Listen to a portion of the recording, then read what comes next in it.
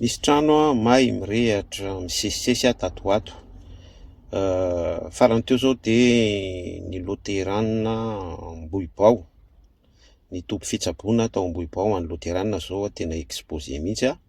Ny raha antsika nahita teto ny tany Akorondrano a, ny Tsaramasay a, Andotapenaka sy tany Amandritsara sy ny sisa be da be izay efa mety possible hirehatra koa Atsoatsy. Zao fotsiny mba afatao amintsika hoe marina fa manana pouvoir ianao eo amin'ny toeranao possible miaramila ianao zanak'Andriamanitra ianao en même temps manana basy ianao manana ny fahefana ianao satria filoha.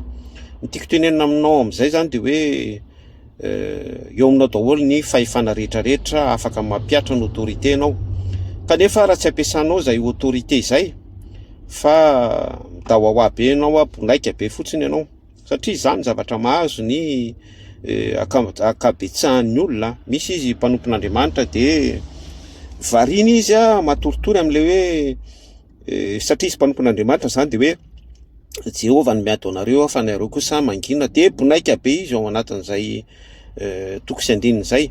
Ny tiako tenenina am'izay zany de hoe marina fa zanak'Andriamanitra isika fa misy fotoana koa tsika côté tena hoe tokony ho lioan'ny Joda zany satria zay nge le kisarisarin'i Jesosy Kristy Jesosy Kristy en même temps izy zanak'Andriamanitra fa misy face caché, misy endrika anankiray koa izy lioan'ny Joda, aza adino zay, lion de Juda. De raha tsy misokatra zany fijerinao amin'izay fasady anankiroa zay de za tena miteny anao fa hoe raha anao bonaika be eo zany ianao amin'ny toko sy andininy amin'ny sitrapon'Andriamanitra satria ianao mpiandry nefa ianao manana pouvoir, manana rehetrarehetra ka tsy ampiasainao akory le izy de andoro ny zoron-dambanao zay surtout hiakatra ao andapa ny afo ary ny dikan'izay dia ho potipotika sy ho ataon'ny devoly fimezana ianao sy ny fanjakanao. Zay mba afatra apitaiko amintsika.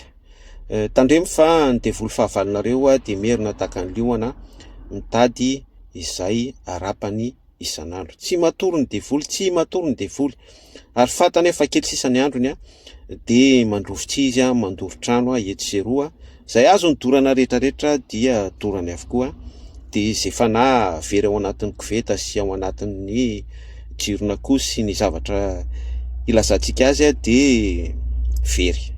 Zay le afatra kisariteny ampitaina amintsika de anjarantsika no mandinika sy mamakafaka ninona sarangam-piainanao na farany ambony eto amin'ny tany sy ny firenena ianao na farany ambany sy alohan'ny classe sociale.